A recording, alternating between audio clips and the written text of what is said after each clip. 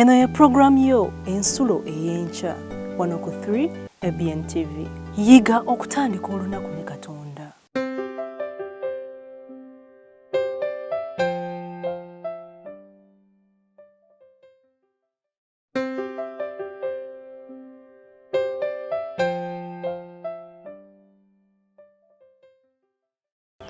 Mukama ffe yebazibwe mbaniriza nnyo abalami baffe aba 3 ABN television. Nze ngenda batuusako ekyawandiikibwa kyaffe kya leero nga kigenda kuva mu Yokaana essula 14 olunya olusooka. Agamba bw'ati, emitima gyammwe tegyeraliikiriranga, mukkirize Katonda era nange munzikirize. Wali okirowoozezzaako ekyawandiikibwa ekyo? Emitima gyammwe tegyeraliikiriranga kyokka. Soko lowooza ani yakyogera? Yali Mukama waffe Yesu Kristo. Nange njagala okuwa amaanyi mu Kristaayo gwali eyo owooluganda ali eyo nti teweeralikirira, kubanga Katonda afaayo nnyo eri obulamu bwaffe. Mukama abawe omukisa. Nsigadde nze Mugerwa Ibrahim akutuusizaako ekyawandiikibwa nva mu Brethren Ministry.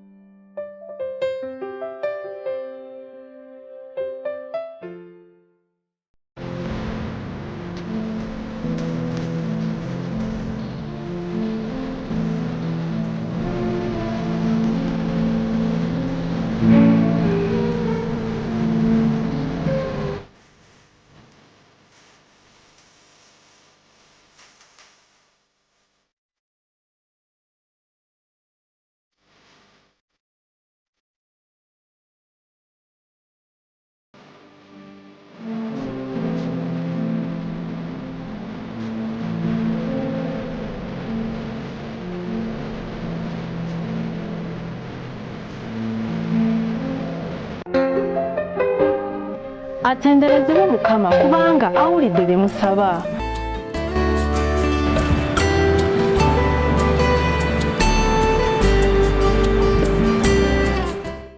Mwanyi nazze muganda wange nkwaniriza nate ku lutimbe lwaffe gaggadde lwa 3 ABN.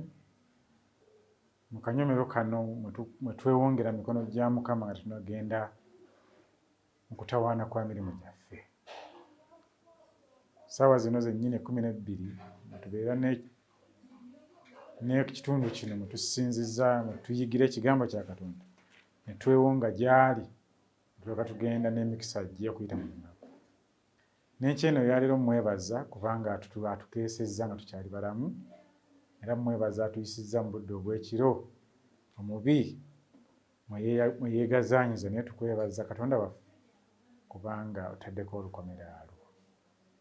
Ekyeno tulina ekyokuyiga nate kye tugenda okwewonga nakyo, era nga tugenda okukiyiga nsaba twewombeeke tuweeyo okusaba. Kitaffe ataggwaawo gwe nannyini eggulu n'ensi, era gwe yatonda eggulu n'ensi na byonna ebirimu, tukwebaza Mukama olw'obuyinza buno, okwagala kwate n'ekisa kyo ky'olina. Tuzze mu maaso go Mukama Katonda waffe, tetuli kantu mu maaso go, naye tukwebaza kubanga otulowoozaako era n'otukola obulungi. N'ekyeno tukoze bulungi bw'otuwadde omukisa okujja mu maaso go. Kkiriza nno nga tuzze oyogere naffe okuyita mu kigambo kyo, bwe tukwegedde bwe tutyo okuyita mu Yesu Kristo Mukama waffe. Amiina. Enkyeno tugenda kuyiga ekyokuyiga naye nga tetunnakiyingiramu, muzikirize neyanjule. Amannya Zewaswa Ssentongo, muweereza mu kkanisa ya Seventh Adventist Wakiso, eyo gye mpeerereza nga omukadde w'ekkanisa. Kale munzikirize tugende tuyigire wamu ffenna ekyokuyiga kino eky'olwaleero, era nga kiriko omutwe ogugamba nti mu mikono emiyonjo. Mu mikono emiyonjo. Ekyawandiikibwa kiri mu Zabbuli ey'Ekikumi mu 3 olunyiriri olwabiri nga lugamba, mumwebaze Mukama mwe bamalayika be, mmwe abazira ab'amaanyi abatuukiriza ekigambo kye, nga muwulira eddoboozi ery'ekigambo kye. Dawudi awandiika Zabbuli eno ng'erimu okutendereza n'okwebaza. Naye nga bwe tuzze tuyiga, n'olwaleero tugenda kuyiga, era nsaba Mukama aggulewo amatu go ag'okungulu n'ag'omunda osobole okuva wano ng'ofunye ekyenkya ekinaakutambuza okuyita mu lunaku lwonna. Omuwandiisi ow'ekyokuyiga kino agamba nti sirabangako malayika mu kutegeera kwange. Abantu abamu baali balabyeko ebintu ebimasamasa oba ebintu ebiwanvu ennyo, bo bye bagamba mu bamalayika okuva mu ggulu. Nze sibirabangako. Naye omulundi gumu nalowooza nti ndabye malayika. Embeera y'obudde embi yali emaze okutabulatabula olugendo lwange bwe nali ŋŋenda okufuna ennyonyi okubuuka okugenda e Washington DC.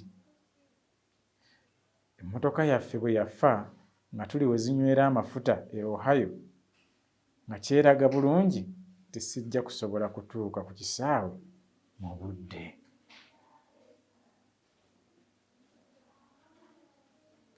Omuwandiisi ono agambye mbu waliwo talabangako malayika mu kutegeera kwe.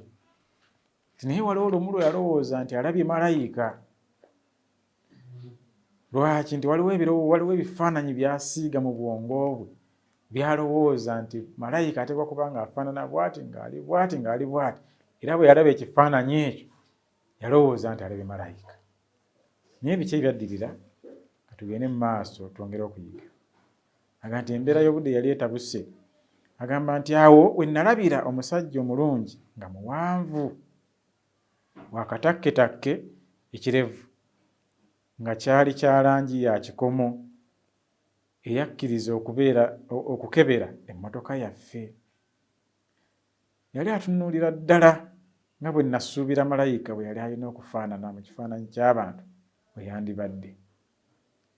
Mu kaseera ako namanya nti Katonda aweerezza malayika, n'olwekyo ebyange byali birungi. Nakkiriza bulungi malayika ono nga bw'asobola okukoleeza emmotoka yingini eyakeddemu obulamu, amangu ago abulewo, ffenna nga tutunula buli omu yeewuunye. Wabula emmotoka yagaana okutandika,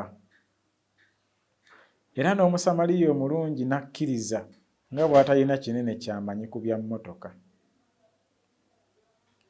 Ti bwe nali mpita malayika waffe ng'afuweeta seggereeti awo ku mabbali, ne ntegeerera ddala nga nali sirabye malayika n'akatono.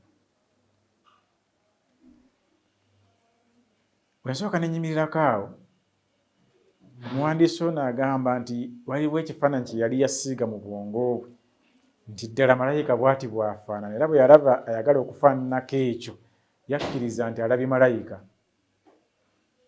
Naye amawulire amalungi ge nsomye wano agamba nti bwe yalaba ng'ono bwe yali ayita malayika agenze mabega w'emmotoka yaabwe afuweeta seggereeti, n'ategeera ddala nti ono gwe ndabye tabeerangako malayika n'akatono. Lwaki njagadde okuyimirirako awo? Nti kikulu nnyo omwana wa Katonda okuba ng'osobola okwawula ekituufu ku kikyamu. Kikulu nnyo okusaba Mukama atuwe omwoyo oyo ayawula ekisaanidde ku kitasaanidde, ekituufu ku kikyamu. Kubanga ono singa yali tasobola kwawula yandibadde asigala akkiriza nti ono malayika.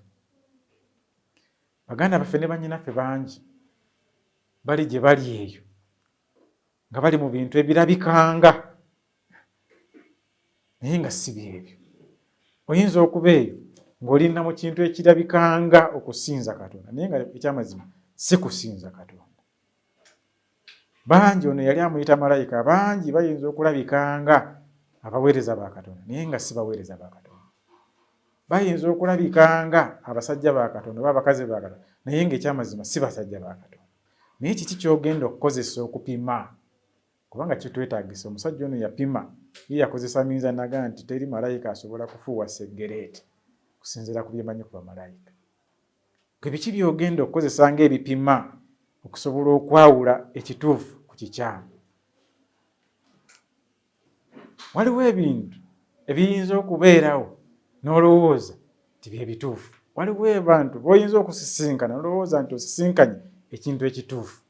Waliwo mwannyinaze omulenzi oyo gwe wasisinkana n'olowooza nti osisinkanye omulenzi omutuufu. Waliwo omuwala oyo gwe wasisinkana n'olowooza osisinkanye omuwala omutuufu. Waliwo emirimu gye bayinza okukuyitira naawe ne bakulaga omulimu n'engeri gye biri n'enfuna yaago n'olowooza nti ofunye omulimu omutuufu. Naye ekikulu nnyo ng'omaze okusisinkana ekyo ekiringa ng'ekituufu okuddamu ne weekaliriza obanga ddala kyekituufu. Oyinza okuba nga waliwo by'okkiriza ng'era ggwe olowooza bye bituufu, naye ekikulu okuddayo obikebere obanga ddala bye biibyo. Waliwo mwannyinaffe yayitibwa omulimu ne bamunnyonnyola n'ensasula n'embeera na biki. Mandi awo nga mpeereza ka message nga mukadde, Mukama waffe yeebazibwe nafunye omulimu era ŋŋenda kulinnya ennyonyi ŋŋenda mitala w'amayanja nafunye omulimu. Naye bw'atuuka eyo oluvannyuma lwa wiiki emu ng'atangamba nti obuzibu obuli eno omuntu olina okukola ennaku 7 mu wiiki ne sabbiiti mbeera mu kukola, simanyi kyakukola ate nasayininga dda kontrakiti saba kunsabirako. Kale ekyokuyiga kino kituyigiriza nti waliwo tuyinza okulaba nga birabikanga ebintu ebituufu, naye buvunaanyizibwa bwo nange okuddayo okukebera ekyo ky'olabye kyekituufu. Kyova olaba abantu nga banayingira obufumbo tubakubiriza nti mwewe obudde mwekalirize buli omu ategeere munne, kubanga by'osooka okulaba ebisookerwako biyinza okuba si bye bituufu ddala. Oweeyo obudde okulaba nti ky'olaba ddala kyekituufu, kyewalaba mu kusooka ddala kyekituufu. Yagadde okukkaatiriza ensonga eyo nti omusajja waliwo lwe yalowooza nti asisinkanye malayika, naye nga byaddirira addamu okukebera n'okuteeka ku minzaani nga gwe yasisinkana si malayika, newankubadde yafaanana kungulu ng'ani nga malayika. Bingi Sitaani bajja okuteeka amaaso gaffe nga biringanga ebituufu, nga biringanga ebirungi, naye ekikulu nnyo okuddayo okubikebera n'okubiteeka ku minzaani tukakase nti ddala bye biibyo, kubanga ye yeesomye okutukola obubi, yeesomye okututega emitego, naye Mukama waffe atusuubizza nti waliwo bamalayika. Okukemebwa kwonna nga kuze gye tuli waliwo bamalayika, y'ensonga lwaki tukeera wano ku 3ADN ne twewonga mikono gya Mukama. Omukisa gwe, obukuumi bwe n'amagezi ge gatukulembere okuyita mu lunaku. Tuleme okutambulira mu magezi gaffe, tuleme okusalirawo mu magezi gaffe, tugifuule empisa okwebuuza. Batugenda nti bamalayika bano bwe baakolanga, bwe baayogeranga n'abantu mu ndagaano enkadde n'olwaliro bwe luguli, n'okukola kwa Katonda n'okwogera ne Katonda, Katonda nga yayogeranga n'abantu nakati ayogera naffe. Ensonga eri emu nti ffe tetumunoonya kimala, naye bwe tunaamunoonyaga nti bwe mulinoonya n'emitima gyammwe gyonna mulindaba.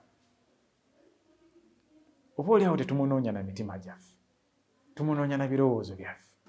Oboolyawo tetumunoonya kumumanya nga tumunoonyaako bye tumwagalako, naye ayagala tumunoonye n'emitima gyaffe. Olwo ne bwe tunaabeerako n'obukuumi bwe ne bamalayika be banaabeera, kuba batugwa ekyokuyiga kitugamba nti obukuumi bw'abamalayika bubeera ku baana be. Kusaba muganda wange, kusaba mwannyinaze andaba ku lutimbe luno, otwale omukisa gwo okubalibwa mu baana ba Katonda ababeera n'amagezi agaawula, kubanga ono muganda waffe gwe tusomako wano, amagezi gano agaawula teyageewa ye. gamuweebwa Katonda n'okulaba kubanga bwe biseera ebisinga embeera embi bwetugwira. Abaganda bagamba nti abbira mu nnyanja yeekwata ne ku kitengejja ng'alowooza nti y'anaamutaasa. Bwe tugwa mu buzibu obwongo bwaffe bulwawo okwawula. Obwongo bwaffe bukyamuka mu bizibu oba mu ssanyu eringi tulwawo okwawula. Y'ensonga lwaki abantu babafera naga nti bamuguzizza bamanganye banguza zaabu naye awunzika bamubbye kubanga obwongo bwe bukyamuka bulwawo tebwawula okuggyako nga wabukweka mu Kristo Yesu. Bw'obwongo bwo obukweka mu Kristo Yesu busigala bwawula. Kyandikwa kyekiva kitukoowoola Pawulo bw'awandiika nti kale mutamiirukuke tusigale ng'obwongo bwaffe buli soba okusobola okwawula ekituufu ku kikyamu. Sitaani mweteefuteefu tutega emitego mingi naye ate twebaza Mukama nti Katonda waffe yatuteerawo amakubo mangi ag'obubonero kubanga ayogera mu kigambo kye tayinza kutuleka ffe kugezesebwa oba kukemebwa okusinga bwe tuyinza. Buli kigezo ekijja gye tuli tuba n'obusobozi obukiwangula. Tugaana bugaanyi okukozesa obusobozi obwo Katonda bw'atuwa. Tugaana bugaanyi okukozesa emikisa egitwetoolodde. Era muwandiisi mwannyinaffe Ellen White agamba nti Katonda ekimu ku byagenda tuvunaana bwe butakozesa mikisa gy'atuteereddewo. Waliwo emikisa mingi Katonda gy'atuteereddewo egy'okufuna obulokozi, egy'okutegeera amazima, egy'okuwangula kino nakiri okuwangula, naye bwe tutagikozesa kigenda tuvunaana. Katonda nga atuwadde n'omukisa gw'abamalayika bano nga n'emikono gyabwe batugambye miyonjo, ne bwe tugigwamu tewali bbala lye tugenda kufuna. Nkusaba mwannyinaze ne muganda wange tukozese omukisa guno nga gukyaliwo kubanga ekiseera kijja. Yesu agamba nti ekiro kijja omuntu yenna watalinza kukolera. Kitegeeza nti ekiseera kijja ne malayika bano waliba tebakyasobola kukola mulimu guno nga kikomye naye nga kikyaliwo. Muganda wange mwannyinaze nkukoowoola okubanga tukozesa omukisa guno. Amakanisa gano agali mu bibuga n'emiriraano galina okusoomooza kunene nti kumpi buli sabiiti gafuna abantu abajja nga balabikanga abalina ebizibu abeetaaga ekkanisa okubayamba. Naye olw'omwoyo ono ow'okwekenneenya n'okwawula, ekkanisa ng'ewaffe eyo twatandikawo enkola ekeberera ddala abantu bano ddala kituufu alina ekizibu ky'agamba ky'alina. Ajja ndi munnayeeze gumulaba wano navudde Kaseese muganda wange yankubidde essimu nabadde nfunye omulimu eno naye bwe natuuse mu paaka ne banzibako essimu kati sikyalina bwe mufuna naye mbadde nsaba munnyambe munfune transport yanzizeeyo ewaakiri nzireyo ewaffe ti ssente mmeka nti $6,000. Kakati bwe tutaba na mwoyo ayawula nga tukola nga tukwata ensimbi nga tuwenga abantu tubasigamu obugayaavu. Naye abantu bano okubakebera bwe twakola enkola ntuga nti kale tugenda kuyamba nti ensimbi tuzifunye naye tetuzikukwasa, tusasula bbaasi ekutwala. Abantu bwe bamanyanga ebyo ogenda okulaba beemulawe tebakuddamu kukola kutya kulabika kubanga tulina ekipima twateekawo minzaani esobola otutwawulira ayogera amazima n'ayogera obulimba. Naye mu by'omwoyo g'otaddewo minzaani ki? Nkusaba oddeyo mu byawandiikibwa bikuyamba okwawula ekituufu ku kikyamu. Naye omuwandiisi ono yagamba nti bwe yalaba malayika ng'afuweeta seggereeti yakakasiza ddala nti gw'alabye tabangako malayika n'akatono. Agamba nti abantu abamu balabye bamalayika mu nnaku zino ne mu mulembe guno n'abalala bangi kibatuuseeko ne batabategeera. Kanziremu abantu agamba nti abantu abamu balabye ku bamalayika mu nnaku zino ne mu mulembe guno n'abalala bangi bibatuuseeko ne batabategeera. Yes, nti abantu abamu basobodde okubalaba ne bategeera naye abalala balabye ku bamalayika ne batabategeererako ddala nti mbadde na malayika. Ekyawandiikibwa atuwadde ekyawandiikibwa kiri mu Baebbulaniya essula 13 lunyolo lwokubiri nti temwerabiranga kusembeza bagenyi kubanga olw'okwo waaliwo abaasembeza bamalayika nga tebamanyi nti okusembeza abantu tusobola okusembereza mu bamalayika nga ffe tetukola tutya nga tetumanyi. Ekyawandiikibwa ekitukubiriza okusembeza abantu naye abatuufu, kubanga mbagambye nti waliwo abajja nga balinganga ng'omusajja ono bwe yalaba omusajja ng'alinganga malayika, naye bwe yamala omukebera n'omuteeka ku minzaani ebyawandiikibwa n'azuula nga si malayika. Naffe nga tusembeza abantu, Bayibuli ate yennyini etugamba tubeere bagezigezi, tutambule ng'abalina amagezi, kuba zino ennaku mbi. Ne Sitaani asobola okwefuula malayika ow'omusana, n'omuntu ayagala okukola bye asobola okujja nga zze okusaba obuyambi.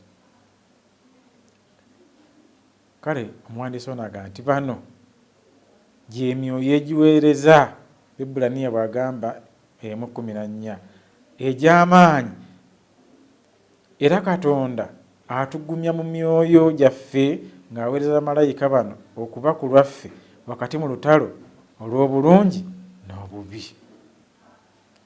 Nti wakati mu lutalo olw'obulungi n'obubi Katonda atusindikira bamalayika okutubeera, okutusobozesa okubeera, okututeekako obukuumi, okubanga tumanyi nti Sitaani ekigendwa kye kubba, kutta na kuzikiriza, kyava tuwa bamalayika okutukuuma,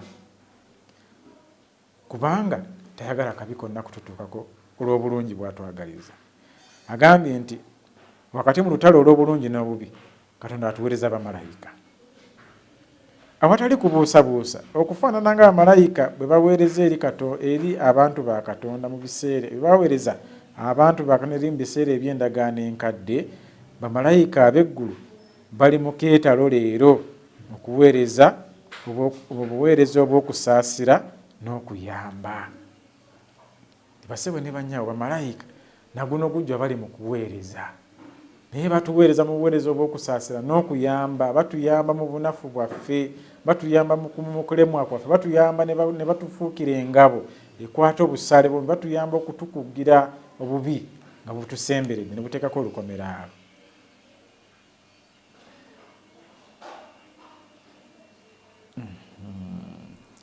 Agamba nti Katonda tatuleka mu nsi yaffe twekuume. Omwoyo Omutukuvu atuweebwa okutuzzaamu amaanyi mu mwoyo era n'okutuleetera okubeerawo kwa Yesu mu ffe, era ne bamalayika abazira ab'amaanyi weebali okutuyamba. Basebo ne bannyabo, Katonda tatulekangako kubeerawo nga ffe twerwanako. Kyava tugamba mu Yokaana 15 nti nze we siri temuliko kye muyinza kukola. Tetusobola kubaako kye tukola nga Katonda tatubedde, nga Yesu tali naffe, kubanga ye ge maanyi gaffe. Ffe twekweka mu ye ne tusobola okubeera abawanguzi. Kyava tukoowoola n'atutegeeza nti waliwo emikono gy'ataddewo egy'abamalayika be okutubembejja, okutukuuma, okutuwambaatira, okutukuuma eri obubi bwonna obuyinza okututuukako, okusalawo kuli eri ggwe nange muganda wange era mwannyinaze, okubanga osalawo okuyingira mu mikono gino Yesu gy'atuteereddewo okuyita mu bamalayika be. Amaliriza agamba nti mazima tuli mu mikono miyonjo. Emikono egyo lwaki agiyita emiyonjo oba emirungi? Kubanga tegiriimu kabi konna ke tuyinza kugifunamu nga tuli mu mikono egyo. Emikono emirala tusobola ogifunamu obubi. Kyova olaba tuba n'emikwano olwaleero enkya ne tukyawagana nga gitukoze obubi. Naye emikono gy'abamalayika Katonda be yatuma tewali kabi ke giyinza kutukola. Kyava agamba tuli mu mikono emiyonjo egitaliimu kko lyonna, gye tasuubira kufunamu bbala lyonna nga tugiguddemu.